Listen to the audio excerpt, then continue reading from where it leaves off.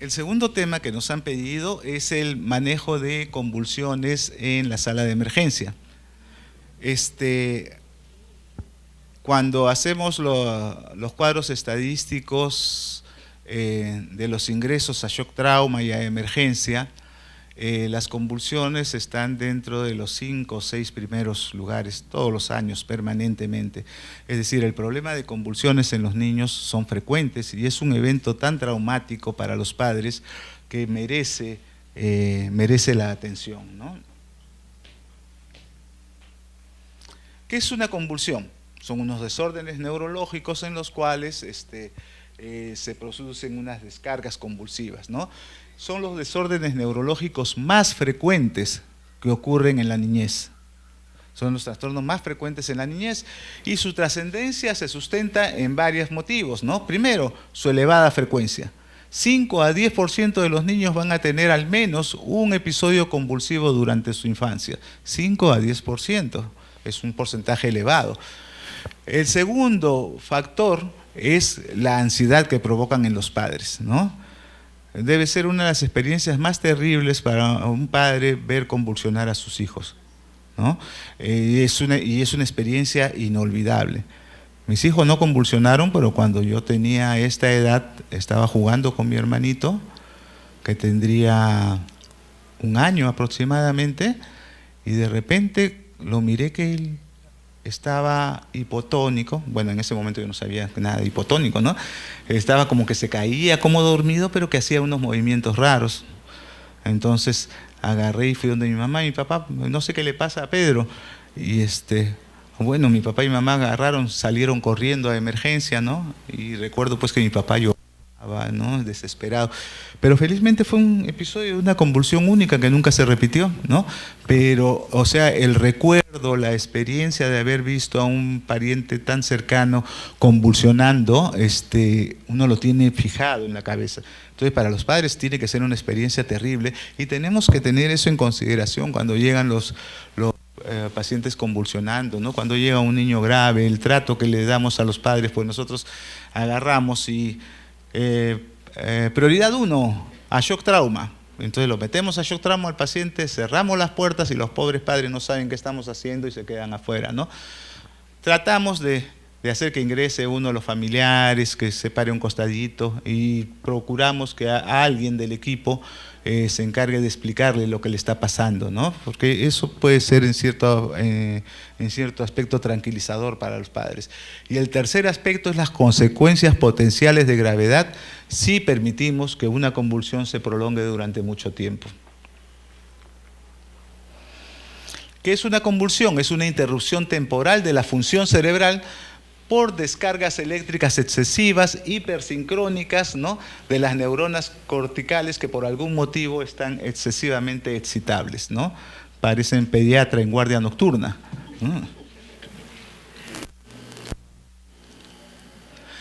Las manifestaciones clínicas de las convulsiones van a depender de la región y la extensión del cerebro que esté realizando estas descargas, ¿no? Entonces, las convulsiones van a poder ser generalizadas o pueden ser parciales.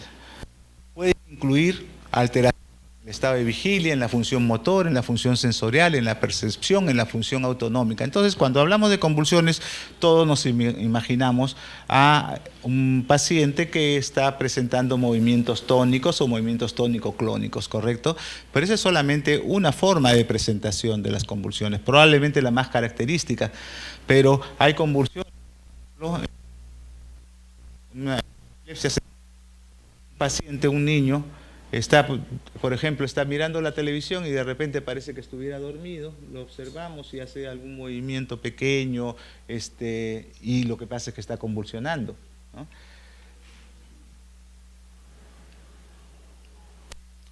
¿Cuáles son las principales causas? ¿Cuál es el origen de las convulsiones? En los recién nacidos, la principal causa probablemente sea la asfixia al nacer. La encefalopatía hipóxico-isquémica como consecuencia de la asfixia al nacer, ¿no? También están las infecciones generalizadas, una sepsis neonatal acompañada de una meningitis neonatal, ¿no?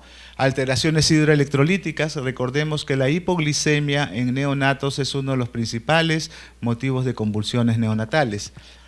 la deficiencia de algunas vitaminas como el déficit de piridoxina, recién nacidos con errores congénitos del metabolismo. Algunas enfermedades pues producen alteración en el metabolismo del sodio, del potasio, de la glucosa, del magnesio, y este puede generar convulsiones, ¿no?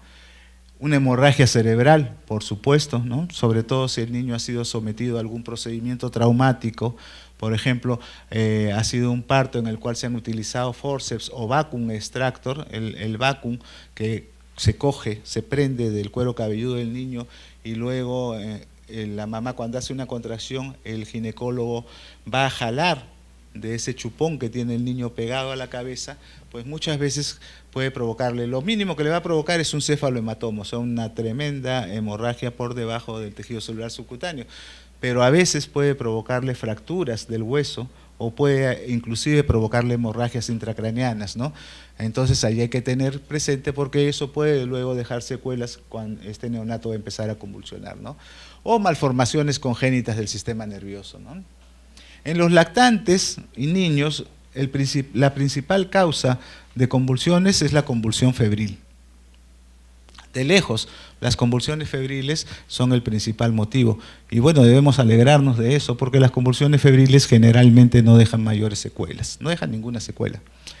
Pero también puede ser, no podemos quedarnos con que todo niño que ingresa convulsionando a emergencia es una convulsión febril, ¿no? Tenemos que ver, puede ser por una meningitis, ¿no? Puede ser por alteraciones hidroelectrolíticas, por ejemplo, un niño deshidratado con hiponatremia puede convulsionar. Intoxicaciones que tenemos que tener presente, ¿no? Siempre tenemos que tener presente la posibilidad de intoxicaciones. O se trata de un niño epiléptico conocido que está convulsionando nuevamente, o también por errores congénitos del metabolismo. En los niños más grandecitos, a partir de los 10 años, en los adolescentes, pues la principal causa de convulsiones son que no le dieron sus anticonvulsivantes. Es un epiléptico conocido, pero porque no compraron la medicina o porque el chico se olvidó o ya como está grande ya no quiere tomar anticonvulsivantes, empezó a convulsionar, ¿no? Los traumatismos encefalocraneanos son una de las principales causas de convulsiones, la epilepsia, los tumores craneales lamentablemente y las intoxicaciones. Recordemos que los chicos pues se toman de todo, quieren suicidarse, ¿no? O se van de fiesta y se toman todo el bar, ¿no? Ahora que hay barra libre, ¿no? Se van a la discoteca con barra libre y les dan los peores tragos, los tragos de peor calidad y salen totalmente intoxicados, pueden llegar hasta convulsionar, ¿no? Las drogas también pueden provocar convulsiones, así que cuidado. Entonces, si me ingresa un paciente convulsionando, ingresa el paciente convulsionando y ese paciente no va a pasar por el triaje, directamente vamos a abrir la puerta de acceso a shock trauma y va a ingresar a shock trauma. Entonces, ¿qué tenemos que hacer? ¿Cómo tenemos nosotros que enfocarnos en ese momento con el paciente? Primero, verificar que se trata de una convulsión. De repente no es una convulsión, de repente está con tremores, de repente está con escalofríos porque le está subiendo la fiebre, y esto es una cosa muy frecuente. Muchas mamás llegan y dicen, mi niño está morado y está convulsionando, y lo miramos y lo que está haciendo es que está febril y con los tremores del escalofríos, ¿no? Entonces tenemos que identificar eso, ¿no? Que se trata de una convulsión. Yo recuerdo cuando era interno, otra vez en el mismo hospital donde hice mi residencia, ¿no? Allí pues las esposas de los policías, pobrecitas, ¿no? En esos años estaban medias. Entonces, sí, es lógico, eran tiempos del terrorismo, ¿no? Encima con un sueldo miserable, pues, ¿no? Entonces estas señoras jóvenes generalmente, de repente ingresaban a emergencia haciendo unos movimientos medio raros, y nunca me voy a olvidar de una que levantaba las piernas y hacía movimientos como de pedaleo, de bicicleta, ¿no? Entonces era tan frecuente que en el servicio de emergencia había una barra de desodorante Shulton, ¿se acuerdan, no? Entonces decían, pásame el Shulton, pero no tenía desodorante, tenía esta sustancia que huele bien fuerte, ¿cómo se llama? Amoníaco. Tenía amoníaco, entonces le ponían a la pseudoconvulsiva, respiraba, se desesperaba y se acababa la convulsión, ¿no? Y eso nos pasó muchas veces. Eso, una de las cosas que aprendí durante el internado fue esa, ¿no? Entonces, identificar si es o no es una convulsión. Si es una convulsión, lo primero que tenemos que hacer es tratarla. No nos vamos a poner a investigar en ese momento qué pasó, señora, se cayó, su niño convulsionaba antes. Primero tenemos que tratar de controlar la convulsión, porque mientras más demore un paciente convulsionando, más posibilidades de que vaya a tener alguna lesión cerebral provocada sobre todo por la hipoxia.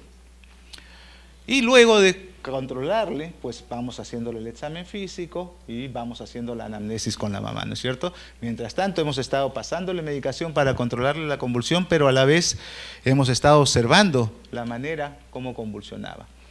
Y luego le pasó la convulsión, entonces van, venga señora, ¿qué pasó? ¿Dónde empezó a convulsionar su niño? ¿Qué estaba haciendo? ¿No? ¿Hay algún factor desencadenante? ¿Se cayó? ¿Tomó algo? ¿No? ¿No ha estado comiendo? ¿Ha habido pérdida de conciencia? Hay chicos que convulsionan y se mantienen conscientes, ¿no?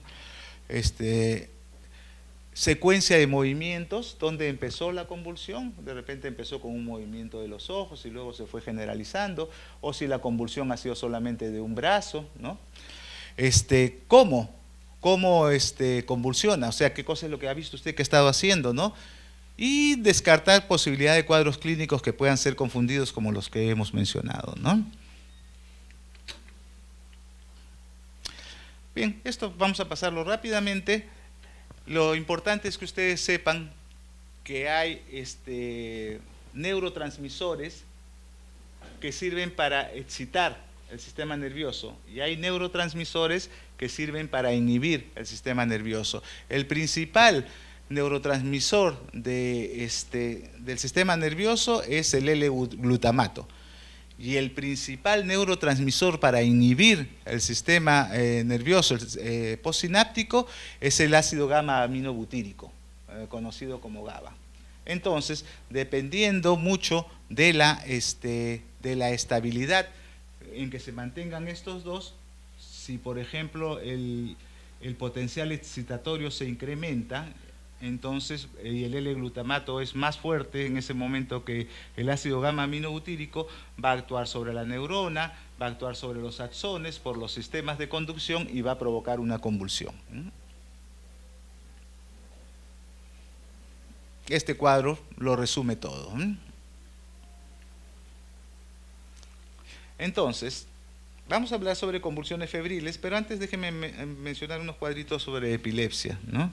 La epilepsia es una condición neurológica cuyo síntoma principal son las crisis, que pueden ser crisis convulsivas, o sea, temblores generalizados o parciales, o crisis no convulsivas, motoras, sensitivas, sensoriales, autonómicos y o psíquicas. Es decir, por ejemplo, puede existir un epiléptico cuyas manifestaciones sean que está durmiendo y se levanta como un sonámbulo y empieza a hacer actividades en la casa. De repente agarra y son las 2 de la mañana y se empieza a preparar el desayuno o cosas por el estilo. Y uno lo llama y no responde. Esa es una forma de epilepsia, ¿no? Es una epilepsia motora que tienen pocas personas, pero existe, ¿no?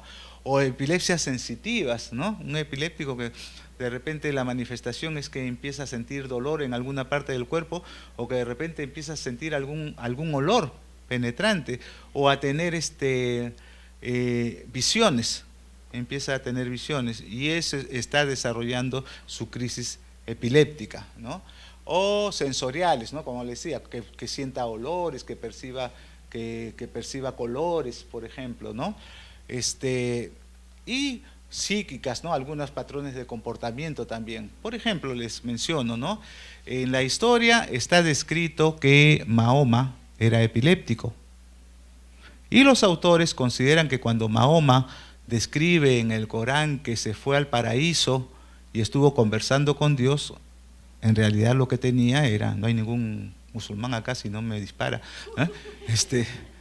que tenía, estaba con su epilepsia y él imaginaba que estaba su epilepsia lo hacía imaginar que estaba conversando con Alá, ¿no? Y luego cuando estaba bien pues empezó a escribir, sí, Alá me dijo que hiciera esto, que hiciera el otro, ¿no? Otro personaje conocido que era epiléptico es Fedor Dostoyevsky, el escritor ruso. Las personas especialistas en literatura, en semántica, han podido demostrar que es prácticamente imposible que en condiciones normales una persona escriba párrafos de la manera como lo escribía Dostoyevsky. O sea, Dostoyevsky escribía como un reggaetonero. Mami, mami, mami, yo te voy a agarrar. Mami, mami, mami, te voy a hacer esto. Mami, mami, no. Entonces Dostoyevsky describía cosas mucho más interesantes, pero de una manera similar, ¿no? Entonces se ha considerado que Fedor Dostoyevsky escribía durante su crisis epiléptica. Y así hay muchos más, ¿no? Julio César era epiléptico, pero a él sí le daba el ataque convulsivo generalizado y se caía al suelo. Entonces cuando Julio César se fue a Egipto, invadió Egipto, la reina de Egipto era media bruja, pues así como la señora de Cao, ¿no? Entonces sabía que había unas hierbitas que le daba y le calmaban las convulsiones, y gracias a eso lo tuvo a Julio César en sus manos, pues, ¿no?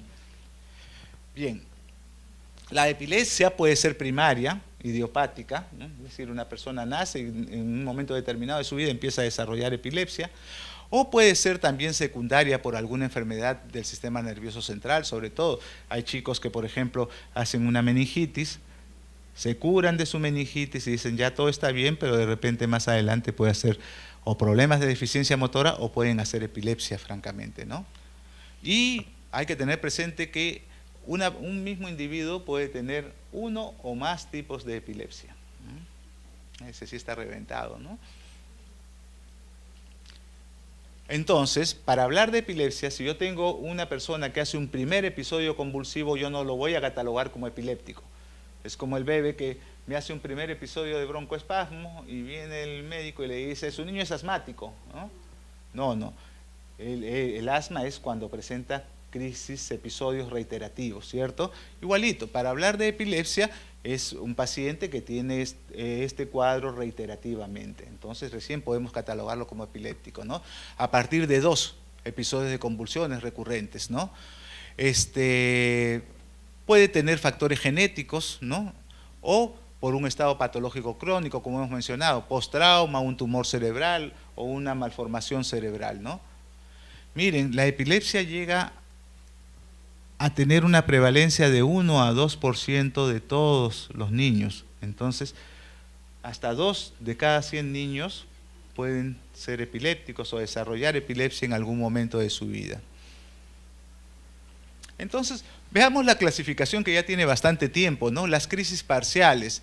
Se inicia, la descarga convulsiva se inicia en un lugar determinado del cerebro, y de acuerdo a ese lugar determinado del cerebro donde ocurre la convulsión, entonces vamos a observar que el movimiento convulsivo es en ese sitio. Por ejemplo, puede estar moviendo los ojos, o de repente estoy acá conversando y empiezo a hacer esto, ¿no? Entonces, esa es una convulsión parcial. Y las crisis parciales pues pueden ser con síntomas motores, sensoriales, psíquicos, formas compuestas, ¿no? Si una crisis es parcial pero hay alteración de la conciencia, se llama crisis parcial compleja.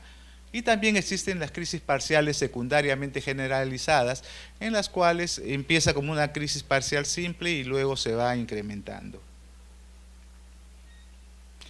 Y la otra, si hemos visto que hay crisis parciales, tenemos que ver que hay las crisis generalizadas, ¿no? En la cual la descarga eléctrica ocurre en ambos hemisferios simultáneamente y en diferentes puntos de descarga. Entonces la descarga eléctrica coincide y viene la transmisión eléctrica y hace que el paciente empiece a tener estos movimientos sincronizados o no sincronizados, ¿no? Otras formas de epilepsia son las crisis de ausencia, ¿no? En las cuales un chico, esto es relativamente frecuente, de repente el niño, digamos que está almorzando con sus padres, y de repente el niño se queda con la mirada fija, no responde, está ido. Y eso puede ser una forma de epilepsia. A un chico que le ocurre esto reiterativamente, entonces tenemos que mandarlo al neuropediatra para que éste haga una investigación, para que le haga una tomografía y le haga un electroencefalograma, a ver si hay descargas anormales, ¿no? Hay un grupo que son las convulsiones no clasificables, ¿no? Algunas convulsiones neonatales no se le puede clasificar en ningún aspecto. También las convulsiones febriles son un grupo especial que no entran dentro de ninguna clasificación de epilepsia. Y el síndrome de West y el síndrome de Lennox-Gastaut, que son tipos de convulsiones en los cuales ocurren descargas parciales, ¿no? Y que se acompañan de retardo mental. Generalmente el niño pequeño hace el síndrome de West y los niños que tienen síndrome de West les va a pasar, pero más adelante van a hacer el síndrome de Lennox-Gastaut, en que ocurren otro tipo de convulsiones, pero la consecuencia de ambas es que estos pacientes van a tener un deterioro importante en su nivel intelectual y probablemente van a tener que ser personas custodiables toda su vida, no van a poder estudiar, no se valen por sí mismos. Bien, y veamos la convulsión febril. Es un ataque convulsivo que ocurre en el niño después del primer mes de edad. Entonces, primera característica, para hablar de convulsión febril tiene que ser un niño de más de un mes de edad, asociado a una enfermedad febril no causada por una infección del sistema nervioso central.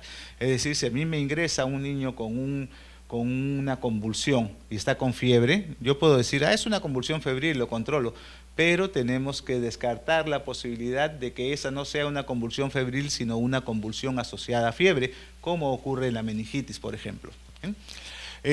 Sin convulsiones previas y que no reúne criterios para otras causas de convulsiones agudas sintomáticas. Entonces veamos, las convulsiones febriles son tan frecuentes que van a ocurrir en el 2 a 4% de todos los niños menores de 5 años.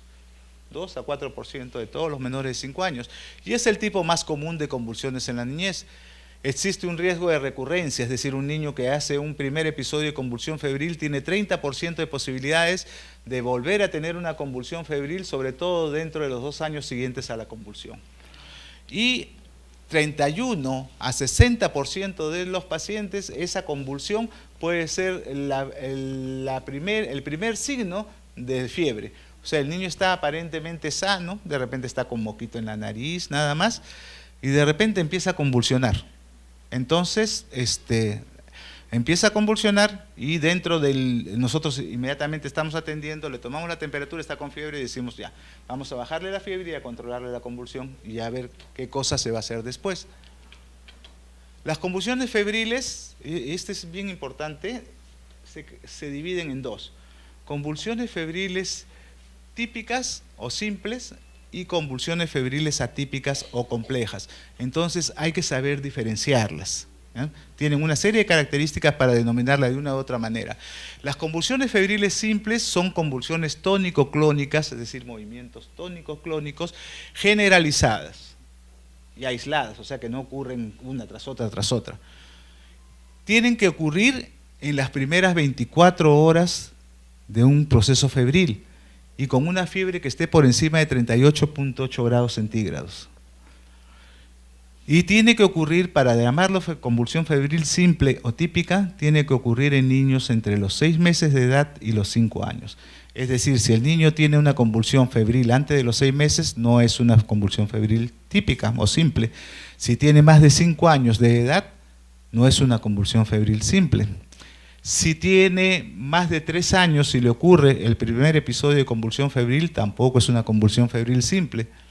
Y característicamente, esta convulsión febril debe durar menos de 15 minutos. Y cuando el niño le pasó la convulsión febril, lo examinamos y el examen neurológico tiene que estar normal. Y sin evidencia de otras patologías. Entonces, con esos datos, yo digo, este niño tiene una convulsión febril simple. Pero si alguno de esos datos se escapan, entonces estamos hablando de una convulsión febril compleja o atípica.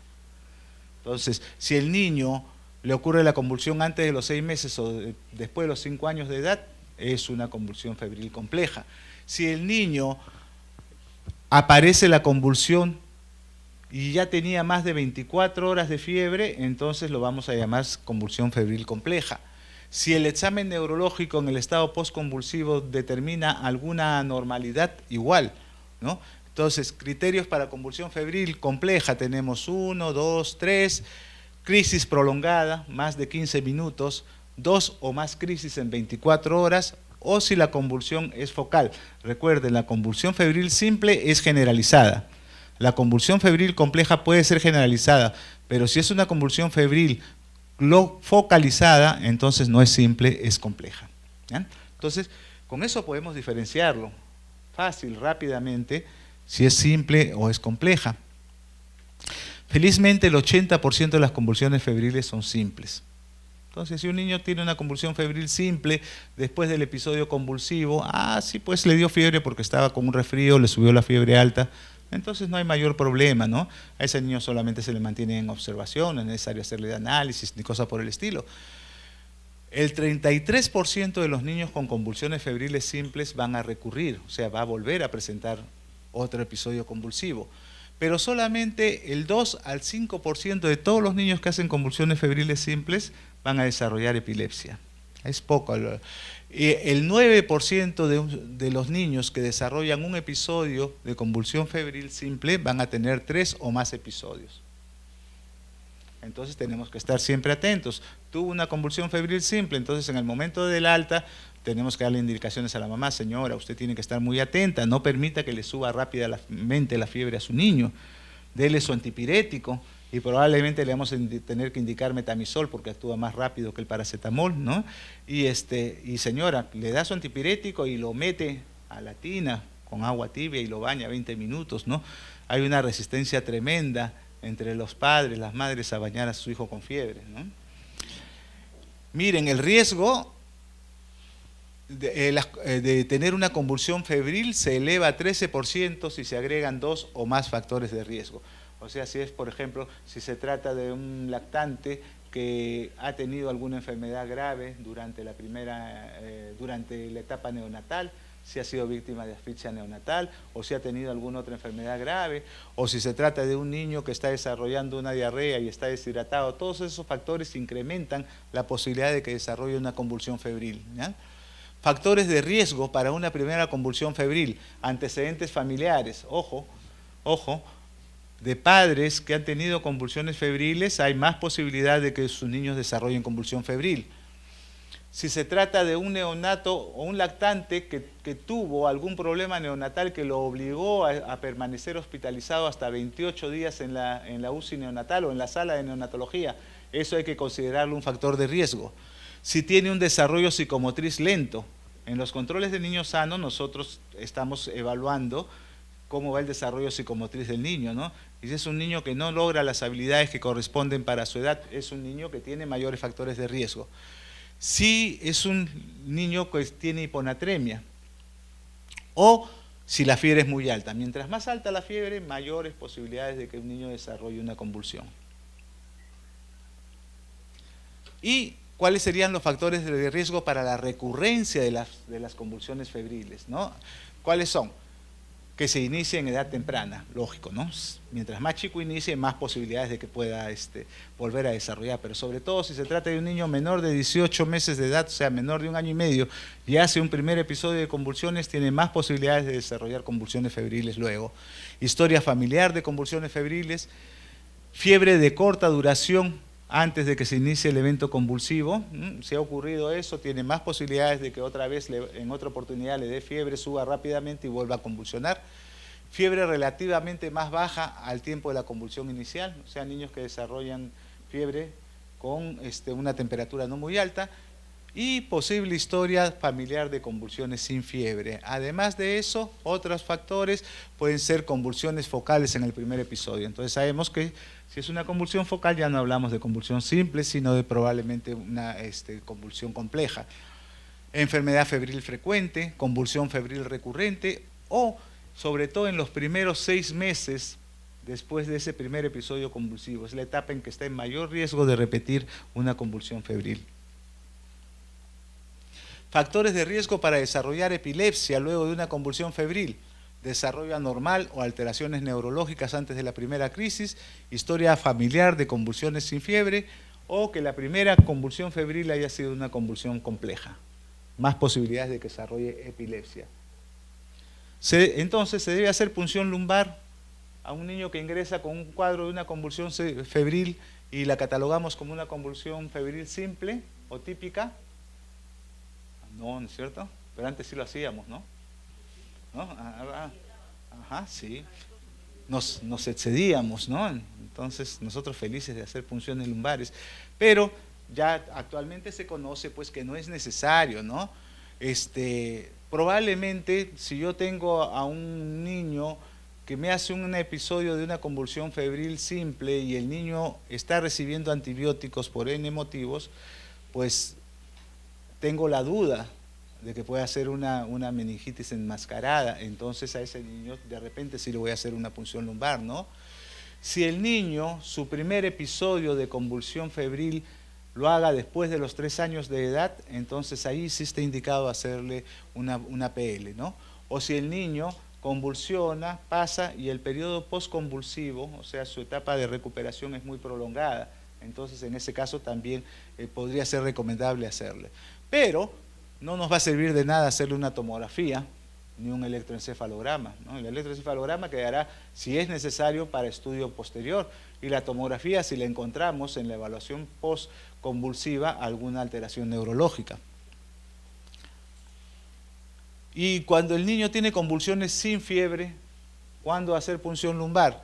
Si es un niño de menos de 6 meses, si el niño presenta signos meningios, lo cual nos sugiere una inflamación del sistema nervioso central, si el niño tiene alteración del estado de conciencia o si el niño tiene signos de hipertensión endocraniana.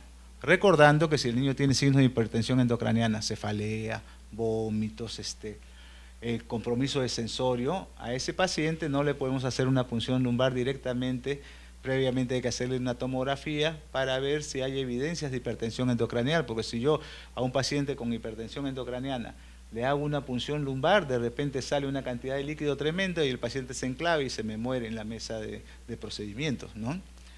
Si se trata de niños con convulsiones refractarias, o sea, niños que le estamos aplicando medicación y no responde a la medicación, ya hay que ir pensando que hay que hacerle una punción lumbar cuando le controlemos la convulsión.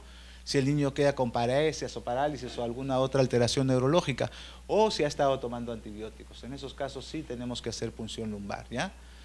¿Cuándo indicar tomografía de emergencia? Se discute mucho su utilidad, ¿no? La decisión para realizar una tomografía se basará en la historia clínica, en el examen clínico post-ictal y ver la posibilidad de un seguimiento posterior. Entonces, solamente en esos casos. Entonces, niños con convulsiones febriles no tenemos por qué hacerles tomografía, por lo menos en el momento, ¿no? En cambio, sí le vamos a pedir a un niño con una convulsión afebril una tomografía si el examen neurológico posterior es anormal, si el niño tiene menos de 1 año, si hay un retardo en el desarrollo psicomotriz, si es una convulsión refractaria o es una convulsión parcial. En esos casos sí está indicado hacerle. Todo niño previamente sano que presente un primer episodio de convulsión no provocada requiere una tomografía. O sea, no estamos hablando ahí de convulsiones febriles, porque la convulsión febril es una convulsión provocada, ¿no? Una convulsión que no le encuentro motivo, ¿no? Y eso es un niño que estaba previamente sano, pues probablemente dentro de su plan de estudio hay que hacerle una tomografía. Electroencefalograma como un estudio posterior a niños que presentan episodios convulsivos reiterativamente. Entonces, si un niño me hace un primer episodio de una convulsión febril típica, probablemente yo ni siquiera lo mande al neurólogo, le voy a decir, señora, vamos a continuar observándolo, a ver qué tal va su vida de ese niño, y si no hace ningún problema, pues no le pedimos el electro, ¿no? Pero muchas veces los neurólogos van a pedir un electroencefalograma como parte del estudio que le hacen, ¿ya? Recordemos que hemos hablado de convulsiones febriles, pero existen dos situaciones en las cuales el niño tiene convulsión con fiebre y que no vamos a catalogarlas como convulsiones febriles, sino como convulsiones asociadas a fiebre. El primero, la meningitis. Entonces, yo siempre tengo que tener un niño con convulsión febril, tengo que tener presente la posibilidad de que pueda ser una meningitis, ¿no? Ya cuando le calme la convulsión voy a investigar para ver si eso no es, ¿no? Y también existen las crisis epilépticas desencadenadas por fiebre. Es decir, si yo tengo un niño que tiene antecedentes de epilepsia y un día le da fiebre y empieza a convulsionar, lo más probable es que esa haya sido una crisis de epilepsia desencadenada por la fiebre. Las convulsiones sin fiebre pueden ser generalizadas o parciales, pueden ser de diferentes tipos y engloba a los diferentes tipos de epilepsia. ¿A qué llamamos estado epiléptico? Cuando el paciente tiene 30 minutos de convulsiones continuadas sin recuperación, o convulsiona, está en estado postictal y vuelve a entrar a convulsionar. 30 minutos es un estado epiléptico. O si el paciente tiene 5 minutos o más de estar convulsionando continuamente. Ambos son estado epiléptico.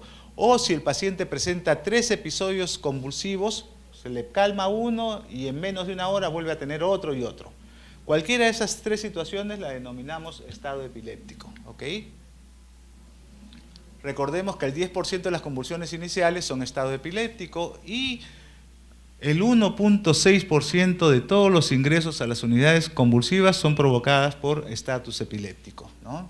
Y puede llegar a tener una alta mortalidad hasta el 3%. Aquí hay un cuadro solamente para diferenciar las características entre una convulsión febril típica, una convulsión febril atípica y una convulsión afebril, y que tenemos que tenerlo presente para el diagnóstico y para el manejo inicial, ¿no? Esto ya lo hemos pasado anteriormente, la etiología de las convulsiones. Vamos a pasarlo rápidamente porque estamos con la hora. Fármacos y tóxicos asociados a convulsiones. Hay una gran cantidad de medicamentos que pueden asociarse a convulsiones, pueden provocar convulsiones, ¿no? En primer lugar, las drogas, ¿no? Las intoxicaciones por plomo, las intoxicaciones por órganos fosforados, las intoxicaciones por alcanfor. Hace unos años tuvimos una pequeña epidemia de niños con daño neurológico por intoxicación por alcanfor, porque se había puesto de moda colocarles un collarcito con una bolsita en la cual había alcanfor, y el bebé agarraba y se chupaba el alcanfor y se intoxicaba, ¿no? Varios de esos llegaron a la emergencia de mi hospital, ¿no? Inclusive los antibióticos, ¿no? La difenhidramina, que es un antihistamínico, el alcohol, los antineoplásicos y hasta los anticonvulsivantes pueden provocar convulsiones. Entonces no nos olvidemos que fármacos y tóxicos pueden ser causantes de esto, ¿no? Acá tenemos 2 cuadros en los cuales podemos, 2 algoritmos en los cuales podemos ir viendo si el paciente en una primera convulsión, primero vemos si es una convulsión o no. Si no es una pseudoconvulsión, descartamos todo. Pero si es una convulsión, tenemos que averiguar si existe una condición precipitante. Si no lo existe, decimos que el paciente tiene una convulsión no provocada. Y si encontramos algún factor precipitante, entonces vamos a tratar de buscar la etiología, que puede ser diversa, ¿no? Si el paciente tiene una convulsión no provocada, tenemos que investigar si existe algún antecedente de enfermedad crónica, cerebral, congénita o adquirida que pueda haber sido la causa. Si no tiene ningún factor, entonces decimos que es una convulsión idiopática o epilepsia, ¿no? O si encontramos algún factor, podemos decir que es una epilepsia secundaria a un daño orgánico cerebral. Es una manera más o menos fácil de poder clasificar a los cuadros convulsivos, ¿no? Y bueno, entonces entre convulsiones febriles y afebriles también tenemos que ver que si es una convulsión típica, tenemos que buscar si hay foco infeccioso. Recordemos que a los menores de 12 meses hay que hacerles punción lumbar, ¿no? En cambio, si es una convulsión febril atípica, lo más recomendable podría ser hacerles una punción lumbar y hasta una tomografía a todos estos niños, ¿eh? Bien, no nos olvidemos que hay que hacer algunas preguntas, ¿no es cierto?, a los padres, ¿no?, sobre antecedentes sobre todo, ¿no? Por ejemplo, un dato importante es la relajación de esfínteres, ¿no? Se orinó, hizo deposición mientras estaba convulsionando, eso es importante. La presencia de aura y recuerdos de la convulsión. Increíblemente, tengo un perrito lindo, ¿no?, muy bonito, pero que es epiléptico, ¿no? Y mi perrito tiene aura. Él sabe cuando le va a venir la convulsión, entonces corre a buscar a algún miembro de la familia y salta para que lo carguen, ¿no? Entonces empieza a convulsionar generalmente en brazos de alguno de mis hijos, ¿no?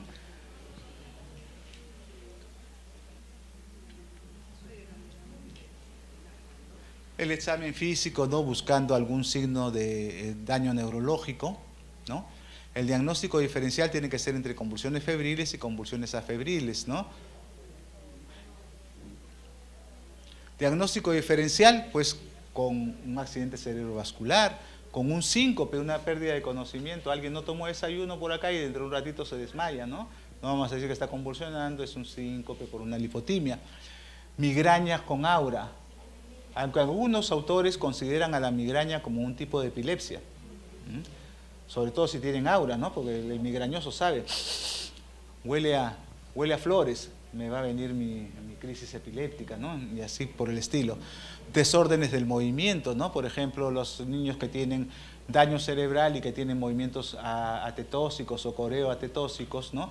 Y que eso no es epilepsia ni convulsión, ¿no? Encefalopatías tóxicas o metabólicas, trastornos del sueño, disturbios sensoriales, amnesia, disturbios endocrinológicos paroxísticos, como por ejemplo una crisis tiroidea, que la podemos confundir con una convulsión. Un traumatismo encefalocraniano que, bueno, como consecuencia puede provocar convulsiones, ¿no? Bien. Pasemos esta. Tratamiento de las convulsiones, ya para ir terminando. Entonces, recordemos que como cualquier otra urgencia, tenemos que aplicar el CAB, ¿no? No ABC, sino CAB, ¿no? A todos nuestros pacientes, ¿no? Entonces, hay que medirle glucosa y administrarle medicación anticonvulsivante. Entonces el paciente ingresa a la unidad de shock trauma y nosotros tenemos que hacer varias cosas. ¿Qué hacemos cuando un paciente ingresa a shock trauma y no está el médico, no está la enfermera? Oxígeno y le colocamos sus chupones para conectarlo al monitor, ¿cierto? Inmediatamente eso, empezamos a oxigenarlo, vemos qué más requerimientos tiene y de inmediato vamos a empezar a administrarle medicación anticonvulsivante y a tomarle una muestra de sangre para ver cuánto está su nivel de glucosa, sobre todo en lactantes pequeños o recién nacidos, ¿no? En los primeros 5 minutos, entonces uno controla signos vitales, le administra oxígeno, consigue un acceso endovenoso, le tomamos muestras para exámenes de laboratorio y le colocamos una vía endovenosa. Si es necesario, le ponemos un bolo de glucosa o inclusive un bolo de piridoxina. Si está febril, vamos a irle bajando la temperatura todo en esos primeros 5 minutos y empezamos a averiguar la historia clínica. Lo mandamos al residente a que pregunte, ¿no es cierto? Y controlar el tiempo de convulsiones. No nos olvidemos cuánto tiempo está convulsionando el paciente. Entonces, ya inmediatamente tenemos una vía, nos vamos a abocar a controlar las convulsiones. Entonces, ¿cuál es el fármaco de primera elección en este momento? Estamos utilizando midazolam. Tradicionalmente se ha utilizado diazepam, sin embargo está demostrado que el midazolam produce menos depresión respiratoria, por lo tanto las posibilidades de provocarle un paro respiratorio al paciente son menores si usamos midazolam en vez de diazepam. El midazolam lo usamos a dosis de 0,3 a 0,5 miligramos por kilo por dosis y otra ventaja es que se puede administrar por vía intranasal, se puede administrar por vía rectal, ¿no? Lo podemos administrar por vía subcutánea o como lo hacemos generalmente por vía endovenosa, ¿no? El diazepam, que ha sido el que se ha utilizado tradicionalmente y que en la mayoría de emergencias siguen utilizando diazepam como fármaco de primera elección, es 0,2 a 0,5 miligramos por kilo de peso, ¿no? Y había diazepam rectal. Había unas rectiolas de diazepam que se le podían poner y aunque la administración de cualquier medicamento por vía rectal, su absorción es incierta, la verdad es que si no conseguíamos una vía venosa, ponerle un diazepam rectal podía ser una solución. Hoy en día no conseguimos la vía endovenosa, entonces le infundimos midazolam por vía intranasal y en algunos casos ha dado resultados para controlar la convulsión, ¿no? Recordemos que estos pueden readministrarse cada 10 a 15 minutos y también en la mayoría de información extranjera encontramos que el lorazepam es el fármaco de primera elección, pero hasta donde yo sé el lorazepam no encontramos en nuestro medio. Entonces, le administramos benzodiazepinas, ¿no? Y luego de eso, si no le calma la convulsión, podemos utilizar fármacos de acción más prolongada. ¿Cuál así? No le ha pasado la convulsión, le hemos puesto una primera dosis de midazolam, le ponemos una segunda dosis de midazolam, el paciente sigue convulsionando, entonces después de 10 minutos, en neonatos vamos a decidir administrarle fenobarbital. Un bolo de fenobarbital de 20 miligramos por kilo. Y, por supuesto, al administrarle fenobarbital tenemos que estar con nuestras manos con un tubo endotraqueal y un laringoscopio, porque probablemente nos haga depresión respiratoria. Si son niños mayores, ya pasaron la etapa neonatal, entonces el primer medicamento de acción prolongada que le vamos a administrar es la fenitoína. Un bolo inicial de 20 miligramos por kilo y luego se puede repetir la fenitoína a dosis de 5 a 7 miligramos por kilo.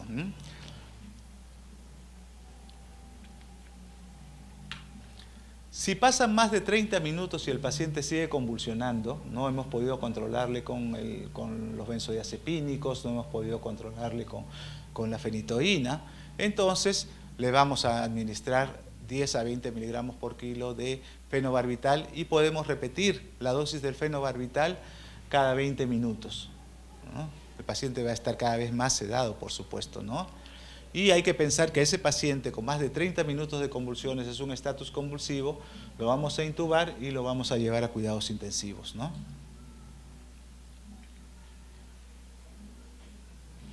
Si han pasado más de 45 o 60 minutos, entonces podemos agregarle midazolam o diazepam en infusión continua para tratar de controlar las convulsiones, ¿eh? Y si el paciente no le pasa, y probablemente yo inclusive antes de pensar en la infusión continua de midazolam o diazepam, lo que deberíamos hacer es provocarle un coma barbitúrico. Es decir, ponerle pentobarbital, pentotal sódico, ¿no? En bolo inicialmente y luego en infusión continua. También se puede utilizar propofol como un anestésico de inducción rápida y profunda, ¿no? Y está descrito que se puede poner también una asociación de lidocaína con ácido valproico para controlar estos estatus convulsivos. Este es el algoritmo de la administración de los medicamentos que les acabo de describir, ¿no? Acá, como pueden ustedes ver, dice lorazepam, lean mejor midazolam o diazepam. Y listo. Existe una serie de nuevos fármacos, ¿no? El valproato endovenoso, la gabapentina, que se utiliza para analgesia del dolor, etcétera, por vía endovenosa, puede controlar las convulsiones, y otros más, ¿no? Que están en estudio, en desarrollo, en función del tiempo, también lo que hemos descrito, ¿no? Y bueno, el tratamiento a largo plazo, que incluye en la convulsión febril simple, no tenemos por qué administrarle medicamentos. En las convulsiones febriles complejos, si es un primer episodio, no deberíamos administrarle medicamento, lo mandamos para que el neuropediatra le haga una evaluación más continua, ¿no? Existe la posibilidad de administrar tratamiento preventivo de los anticonvulsivantes. Los pacientes que sabemos que convulsionan reiteradamente, niños que hacen convulsiones febriles a repetición, entonces muchas veces el neuropediatra decide administrarle un anticonvulsivante por 6 meses o 1 año. Los únicos que han demostrado tener efectividad son el fenobarbital y el ácido valproico, es decir, la fenitoína como preventivo de convulsiones recurrentes no da resultado. Fenobarbital, ácido valproico. Muy bien, creo que esa... Oh. Ya. Acá terminamos. Tratamiento preventivo con antipiréticos. Yo tengo un niño que sé que tiene convulsiones febriles, que ha tenido 1 o 2 episodios de convulsiones febriles. Entonces se resfría y la mamá decide darle antipirético cada 5 o 6 horas, como hacen cuando le ponen la vacuna, las vacunas, y le dice, señora, dale cada 6 horas paracetamol, ¿no? En niños menores de 4 años con factores de riesgo para recurrencia y convulsión febril, el riesgo al administrar ibuprofeno con horario fue de 0.9 con relación a placebo o no administrarle nada. Es decir, el riesgo es el mismo. Entonces, no tenemos por qué administrarle este antipirético para prevenir que le dé fiebre y de esa manera evitar convulsiones. El niño está con fiebre, entonces manejémoslo, pero no estarle dando el antipirético para evitar la posibilidad de que le vaya a dar fiebre y que vaya a convulsionar. Muy bien, eso es todo. Muchas gracias.